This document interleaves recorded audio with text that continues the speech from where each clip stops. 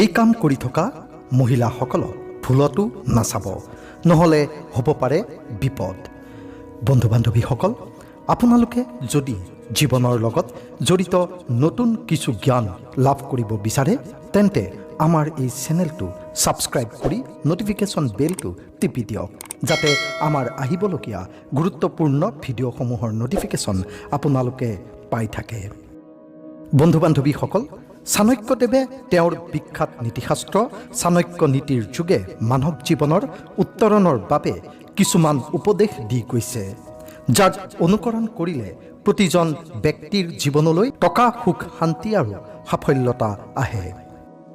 আজি আমাৰ এই ভিডিঅ' যোগে আপোনালোকক জনাম চাণক্য নীতি মতে কোনবোৰ কাম কৰি থকা সময়ত স্ত্ৰীসকলক চাব নালাগে।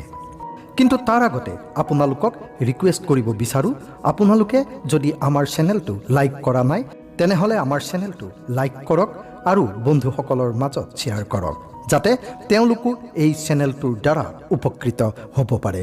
লগতে আমাৰ চেনেলটো ছাবস্ক্ৰাইব কৰক। এতিয়া জানো আহক মহিলাসকলে কি কাম কৰি থকাৰ সময়ত তেওঁলোকলৈ চাব নালাগে।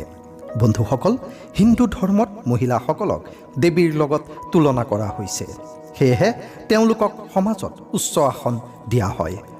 কোৱা হয় যে যি ব্যক্তিয়ে স্ত্ৰীক সন্মান কৰে সেই ব্যক্তি জীৱনত কেতিয়াও সমস্যাৰ সন্মুখীন নহয়, লগতে জীৱনত তেওঁ সকলো পায়। বন্ধুসকল, এতিয়া জানো আহক কি কাম কৰি থকা অৱস্থাত মহিলাসকলক চাব নালাগে। নম্বৰ 1, চাণক্য নীতিয়ে উল্লেখ কৰিছে যে যেতিয়া এগৰাকী মহিলাই খাই থাকে তেতিয়া পুৰুষে তেওঁৰ ফালে চাব নালাগে। ই শিষ্টাচাৰৰ বিৰোধী। এনে কৰিলে মহিলাগৰাকী অস্বস্তিত পৰে। নম্বৰ 2, এগৰাকী মহিলাই হাঁচি বা হামি মাৰি থাকোঁতেও পুৰুষসকলে তেওঁৰ ফালে চোৱা অনুচিত। নম্বৰ 3, মহিলা এগৰাকীয়ে কাপোৰ ঠিক কৰি থকাৰ সময়ত তেওঁৰ ফালে চাব নালাগে। তেনে কৰাটো ভুল। এই সময়ত নিজৰ মৰ্যাদাৰ যত্ন লৈ এজন মানুহে তাৰ পৰা চকু আঁতৰাই দিব লাগে। নম্বৰ 4, যেতিয়া এগৰাকী মহিলাই নিজকে তেলেৰে মালিচ কৰি থাকে, সন্তানক খুৱাই থাকে বা সন্তানৰ জন্ম দি আছে, তেনে সময়ত কোনো পুৰুষে মহিলাগৰাকীৰ ফালে চোৱা উচিত নহয়।